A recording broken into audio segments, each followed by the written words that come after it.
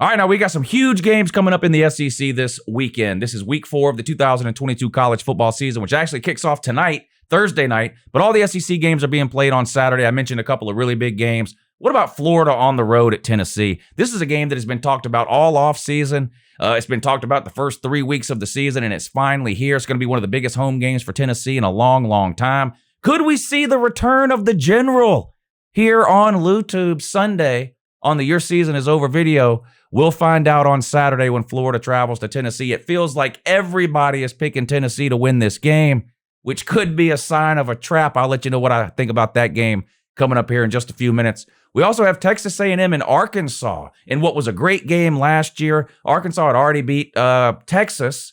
People weren't sure what to make of it. Maybe Texas was just bad. They turn around a week or two later and win the game against Texas A&M, and that sort of was a slingshot for Arkansas into what ended up being a really, really good season. They play a neutral site game again this year at Jerry World in Dallas. I'll let you know what I think about that one. And what about Mizzou on the road at Auburn in a loser could get fired game if Auburn finds a way to lose this game down on the plains? The Auburn Tigers humiliated last week against Penn State, looking to rebound this week at home against Mizzou. And it does kind of feel like Brian Harson's coaching for his job in this one, so we'll talk about that. And then the two front runners in the SEC from the West, Alabama, from the East, Georgia, both have home games this week in which they are huge favorites. We'll talk about those in this video right now. All right, let's go ahead and start with some of the bigger SEC games of the day, two in particular. Florida Gators on the road at the Tennessee Vols. This is going to be a great game. Tennessee and Florida sort of off to opposite starts this year, in my opinion. Tennessee, year 2 under Josh Heupel, right? Florida, year 1, Billy Napier. Tennessee hot, 3-0, went on the road against Pitt, which was impressive. A game where they could have folded it up, right? They were down 10-0 early in that game, about to be down 17-0. A huge interception from Tennessee. The rest is history, and ends up going to overtime. Tennessee gets a big road win over Pitt. They have a couple other wins over some group of 5 teams, and Tennessee's offense, not surprising. It's been unbelievable. Hendon Hooker playing out of his mind. The wide receiver core, really, really good. What is surprising to me about Tennessee is how well their defense has played this year. Are they a top 10, top 15, top 20 defense? No, but they're not nearly as bad defensively as they were last year. Florida, on the other hand, off to a rough start. They did get what I think is a good win to open up the season at home against Utah. But then, of course, they lost the home game to Kentucky and really should have lost last week to South Florida. Had to hang on at the end to win. Missed field goal there by South Florida. And Florida's offense has not looked good. There's really no other way to say it. Outside of a couple of drives in the Utah game, Anthony Richardson has been, at least to this point in the season, a disappointment. He's yet to throw a touchdown pass. In fact, it's sort of a weird stat that a lot of people have been having some fun with this week. Anthony Richardson has more tackles than he does touchdown passes. You wonder, how's that possible? Well, the turnover problems that plagued Anthony Richardson last year appear to be rearing their ugly head again this season. Already 4 interceptions for Anthony Richardson, including what could have been a really, really costly pick 6 against South Florida last week. Anthony Richardson is dynamic when it comes to running the ball. He's athletic and he's mobile, and there's no denying those things. He's got a rocket for an arm. You watch the guy warm up, and he looks like an NFL Hall of Fame QB. Unfortunately, when the whistle blows, he has not been able to perform to the level that Florida fans wanted and expected him to do. Last season, struggled with turnovers all year long. So far this year, like I mentioned, 4 turnovers, no interceptions. Florida's had a hard time in the passing game, to say the least. Another issue Florida has had this season, rushing defense. Florida gave up over 200 yards rushing to South Florida in the first half. Ended up giving up almost 290 yards rushing to South Florida, and a lot of that is between the tackles. The interior, the middle of Florida's defense has really struggled this season, particularly against the run. Now, they're expected to get linebacker Ventrell Miller back for this Tennessee game, and while I do think that will help, I'm not sure it'll be enough. People think about Tennessee, and they think about Hendon Hooker and those wide receivers, and there's no doubt about it that they have a dynamic passing game on offense with that hurry-up style that they run. Cedric Tillman, Brew McCoy, they've got 2 or 3 wide receivers that can hurt you deep. They've got good hands. They run good routes. They're really, really good receivers. But Tennessee can run the ball as well, and this is something I feel like gets overlooked from Tennessee when people discuss or mention Tennessee in general. Tennessee is a good team when it comes to running the ball. Are they great? Well, that remains to be seen. However, we know Florida's defense has struggled against the run. I would not be surprised to see Tennessee at least attempt early in this game to run the ball between the tackles. If Tennessee can have success running the ball against Florida, it's going to make it that much easier for them to stretch the defense over the top with the deep balls from Hendon Hooker to Cedric Tillman and those wide receivers. Tennessee is actually favored in this game at home by 10.5 points. It's gone back and forth from 10 to 11, 11.5, 10.5. As I'm making this video Thursday around lunchtime, it is settled around 10.5. Depending on where you look, you might find it some different places. DraftKings has it minus 10.5 in Tennessee's favor. We all know the struggles that Tennessee has had against Florida over the last really 20 years. Florida is, I believe, 1-18, or Tennessee is 1-18 against Florida in the last 19 years, I believe. That win coming back in 2016. Shout out to Butch Jones, Lyle Jones. Tennessee, that 2016 team, probably the best team Tennessee has had in the last 15 years. They came up a little bit short of winning the East at the end with an unexplainable loss to South Carolina and Vandy. But anyway, so we all know the struggles Tennessee has had with Florida. If you've watched Tennessee and Florida play this year, there is really no reason Florida should win this game other than the fact that they just seem to always find a way to beat Tennessee. And I do think that can be a real thing, especially if this game is close in the fourth quarter. We've seen a lot of Tennessee games, not just against Florida, but if you go back to last year, the Pitt game, the Ole Miss game, the Purdue game. Those are three games in particular that Tennessee should have won, had leads. I believe Tennessee was better than all three of those teams last year, but those games got close in the fourth quarter, and instead of finding a way to win, instead of making the extra play to put the game away, it was the other way around. They seem to constantly find ways to lose. They've been doing that against Florida year after year over the last 20 years, 1-17, 1-18, whatever it is. Florida has not always been the better team than Tennessee in those years. There's been plenty of years where Tennessee was the better team, but they still found ways to lose. That's why I think the game earlier this season on the road at Pitt is such a big deal for Tennessee. It's a mindset and a mentality that a team has to develop, a winning mindset and a mentality.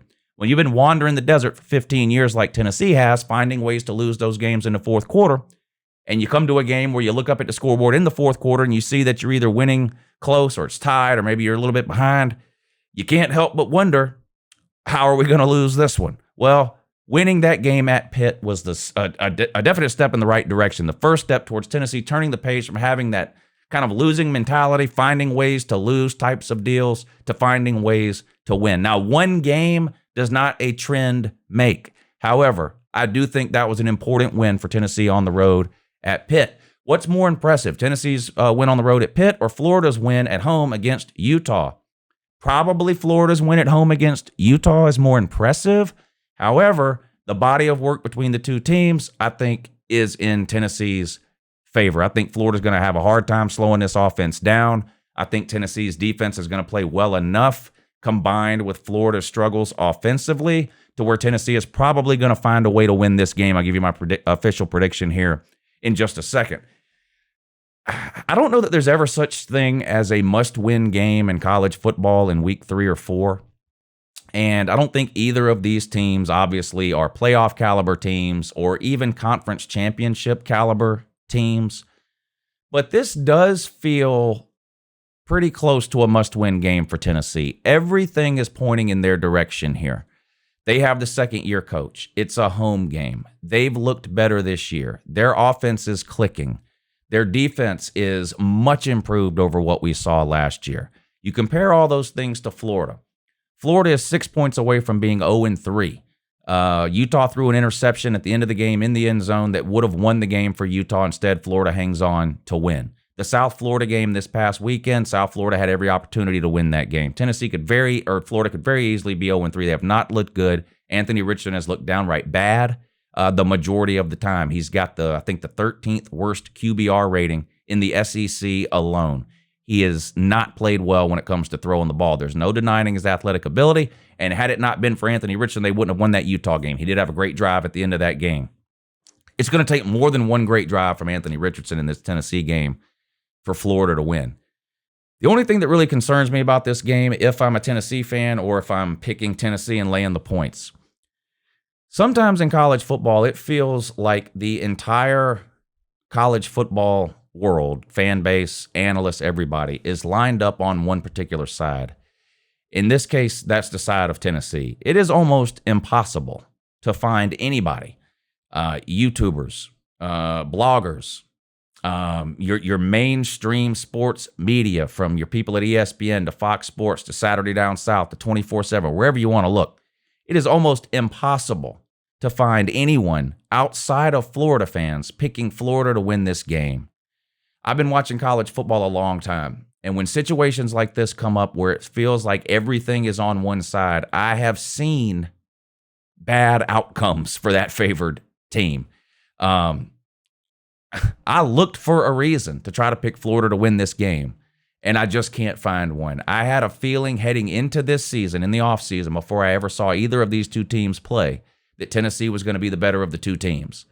Every single week that I have watched college football this year, Tennessee has looked like the better team. When the line came out, the bettors are on Tennessee, thinking Tennessee is the better team. I cannot make myself pick Florida to win this game. I do think Tennessee will win. The only real question in my mind when talking about this game in terms of picking it is, can Tennessee cover the 10.5? And I think they can. I think there's two possible outcomes in this game. I think one outcome, which Tennessee fans do not want to hear, is that things go sideways early in this game. A couple of turnovers, a couple of big Florida plays offensively or through special teams. Tennessee finds themselves down early. They claw back and forth game, and sort of some of the issues that have plagued Tennessee over the last 10 or 15 years show up at the worst possible time, and Tennessee ends up losing a heartbreaking game at home to Florida, the biggest home game for Tennessee in a long, long time. I guess that's one way I see the game possibly going. The other way I see the game possibly going is that Tennessee comes out so high, so pumped up. The crowd is going to be absolutely insane, and Tennessee jumps on Florida early and puts this thing away in the second quarter, and it turns into somewhat, if not an all-out blowout in the second half. I don't see a scenario really where Tennessee wins this game close. I think if it's close, I like Florida. I don't think it's going to be close. I think Tennessee takes probably a 2-touchdown lead into halftime. I think it's likely they add on to that lead in the second half. If you've been paying attention to Florida, and I know there's a new coaching staff, but this is a trend that has occurred at Florida over multiple coaching staffs, and that is Florida's trend of giving up in games and in seasons. Now, we've yet to really see Florida give up this early in a season. It usually happens in the second half of the season after the Georgia game. I feel like Florida is teetering on the edge right now. There's no denying the sort of fail that win over South Florida was. It was not a good win. South Florida is not a good team. They went 2-10 last year. They're one of the worst group of 5 teams. It was not a good win. I'd be worried if I was a Florida fan that this game could really get away from you. I feel like Tennessee, if they can win this game by 24 points, they're going to win this game by 24 points. I don't think they're going to let off. Tennessee needs a big home win in a big way. They need to beat a rival in a big way. And if Tennessee has an opportunity in the second half of this game to win this game big, I think they will. That's what I think ends up happening. I think Tennessee probably wins this game somewhere in the neighborhood of 17 to 20 points. I just don't think Florida has it this year offensively or defensively to compete with Tennessee in Knoxville with that Volunteer team that I've seen play so far this first 3 weeks of the season. I'm going to take Tennessee, lay the points, and the return of the General will be coming Sunday morning. All right, I know that one was long because that was sort of a game everybody's been talking about for months and months and months. On to the Texas A&M versus Arkansas game. Unlike the Tennessee-Florida game, I do expect this to be a close game. This is a very interesting matchup to me. Texas A&M cannot throw the ball to save their lives. Arkansas appears unable to stop the pass. Well, something's got to give here, right? Arkansas is one of the most physical teams in the SEC, especially along both lines of scrimmage. Texas A&M has one of the best defenses in the SEC year after year. You go back the last 4 or 5 years, Texas A&M has been in the top 2 or 3 defenses in the SEC every single year. Arkansas has been one of the better running teams within the SEC the last couple of years, and I expect that to continue into this year. I went back and forth on this game. The point spread is very small. Texas A&M, at the time I'm recording this video, around lunchtime on Thursday, is a 1.5-point favorite according to DraftKings. This is a neutral site game. In theory, a 50-50 split in terms of ticket sales. We'll see where the secondary market lands, but this one's going to be played in Dallas at Jerry World, just like it was last year. This was a huge game for Arkansas last year. They beat Texas early in the year, and that was a big win, but I think that game, at least the perception of it at the time, was more, the storyline was more that Texas lost, I think, than it was that Arkansas won.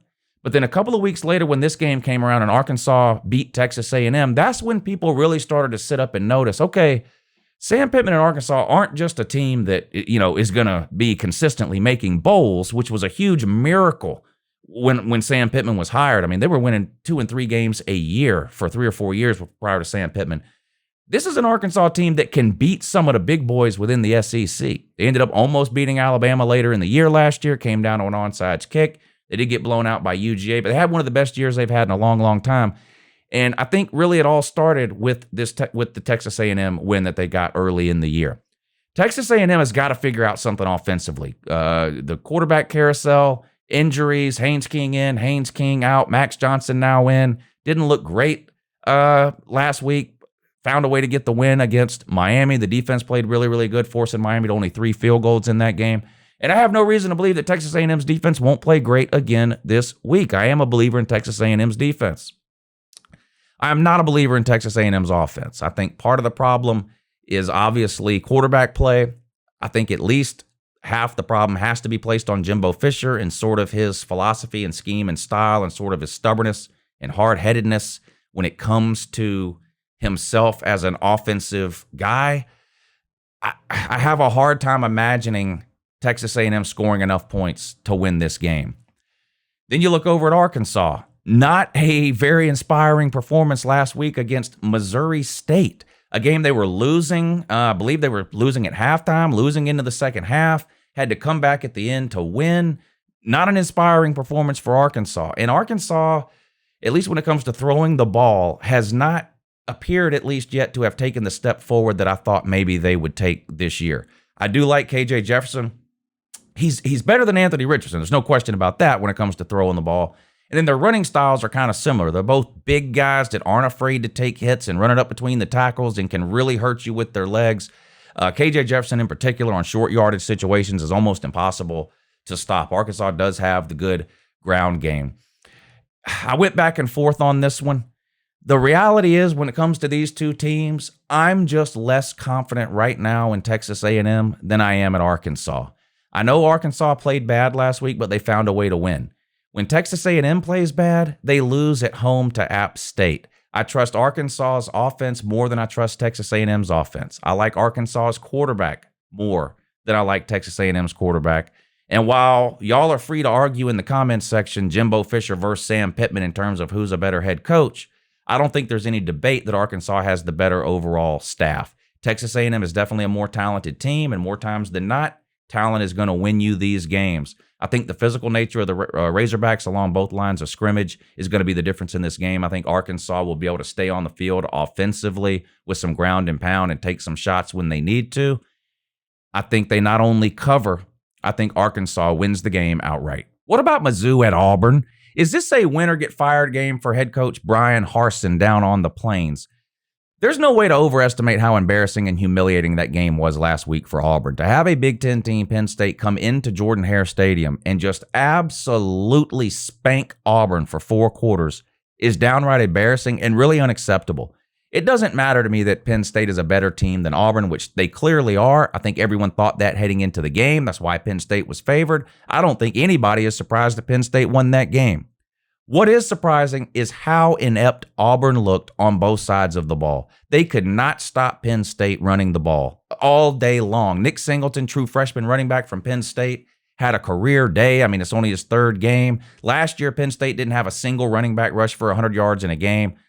They could do no wrong offensively against Auburn. And then on offense, Auburn is just a complete and total mess. The quarterback situation is a complete disaster, which seems to be a theme for a couple of teams around the SEC this year. Spencer Rattler at South Carolina has so far fallen on his face. Anthony Richardson has nowhere near lived up to the hype that we were told about all offseason long. Jimbo Fisher and Texas A&M can't figure out their quarterback situation. LSU has played multiple QBs, and now you've got Auburn. And I don't think it's any coincidence that the majority of those teams that are having problems or questions at the quarterback position are the teams that are struggling within the SEC. That being said, although Mizzou does know who their quarterback is, Mizzou is just not a very good team at all. They might be the worst team in the SEC. That Vandy-Mizzou game looks pretty interesting. The Vandy South Carolina game looks pretty interesting, and the South Carolina Mizzou game looks pretty interesting. I think one of those three teams, or Auburn, is probably the worst team in the SEC. This game's at Auburn. It's the last home game, or they have one more. Auburn, the first 4 or 5 games of the season for Auburn were all at home, so they've yet to leave. They've yet to leave Auburn, Alabama, the Plains, Jordan-Hare Stadium. This the case again this week, and they're somehow a 7-point home favorite against Mizzou. This is a trap, I think, in my opinion. I think no one has watched Missouri play all year. You haven't really had a reason to. Hell, I haven't even watched that much of Missouri, and I watch 4 and 5 games every single time slot, every single Saturday. I watch 10, 15 games a week at a minimum, and I haven't watched that much of Missouri. I feel like everybody watched the Auburn-Penn State game last year, at least the first half, and even if you didn't watch it, you've heard all about it for an entire week now. So the narrative is that Auburn is absolutely horrible. They got throttled at home. They're in give-up mode. Brian Harson's getting fired. How could you possibly pick Auburn to win any game, never mind this one, never mind win by 7? Well, I think it's a trap. I think Mizzou is that bad. I don't know about Eli Drinkwitz at Missouri. I don't know how long he's going to last there. I don't think they're going to have a very good year this year. They don't recruit at a level to consistently win 7+ games in the SEC. I actually think Auburn not only wins this game at home, I think they cover the 7. I don't think that means that something has clicked for Auburn. I don't care how good or bad the quarterbacks play for Auburn. I don't care how good or bad the defense plays in this game. I don't care by what score they win this game.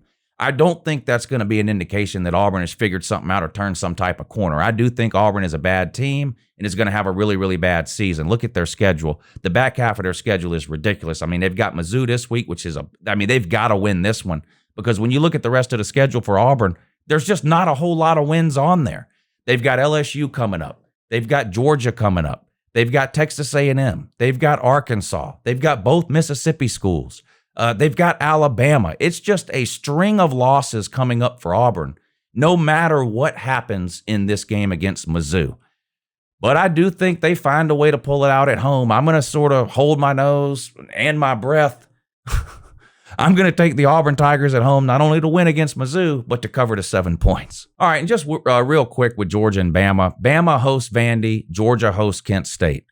Combined between those two games, Georgia and Bama are like a combined 80-point favorite. Both of these games will be blowouts. Both of these games will be over at halftime, if not sooner. And in both of these games, you're going to have a roster or a program guide to know who the hell is playing in the third and the fourth quarter. There's talk about Georgia even getting Gunnar Stockton in the game, which would mean Georgia played 4 quarterbacks this coming week. Now, at least the Vandy game is an SEC game, and, Vandy is better than people thought they would be this year, at least in terms of an overall record. I mean, they are 3-1 after all. But they're not going to compete or hang in there with Alabama. Bryce Young will have a stat padding day. Will Anderson should be able to go off. Alabama should be able to do pretty much whatever they want to do in that game. Georgia, same type of thing. Kent State might actually be better than Vandy. Kent State's got one of the most ridiculous schedules in all of college football. It's just absolutely insane. They've already played Oklahoma, played Georgia today. It's just ridiculous when you look at... Let's give Kent State some credit. Kent State is willing and has proven and is doing this, that they will schedule anyone. The higher ranked you are, the better. They're not afraid to play anybody. They actually kept it close with Oklahoma in the first half. I believe the score was 10-3. Or 10-7 or 7-3, something like that, the Kent State-Oklahoma game. Oklahoma pulled away in the second half. I think they scored 24 unanswered points in the third quarter, and the game was over pretty quick then. But they did hang with Oklahoma early on. They're not going to hang with Georgia. I would be surprised if this game isn't over at halftime. I think Georgia's like a 45-point favorite or something. I don't generally bet games when the point spread gets up into the 40s, and I'm not going to bet the Georgia game. If Georgia wants to win this game by 60, they can. If they want to leave Stetson Bennett and the offensive starters in the game into the third quarter and run the thing up, they can. I don't think they're going to do that. I think they're going to get Stetson and a lot of those offensive guys out of this game as quick as they can. I think you're going to see a lot of Carson Beck in the third quarter. I think you're going to see some Brock Vandergriff at quarterback in the fourth quarter. And if we're going to see Gunnar Stockton play this year, this is probably going to be the week we see it late in the fourth quarter. I don't know for sure if that'll happen. That'll be up to the coaches, but both of those are going to be runaway games. There's just not much point, I don't think, anyway, spending much time talking about those. Georgia and Alabama should both win big.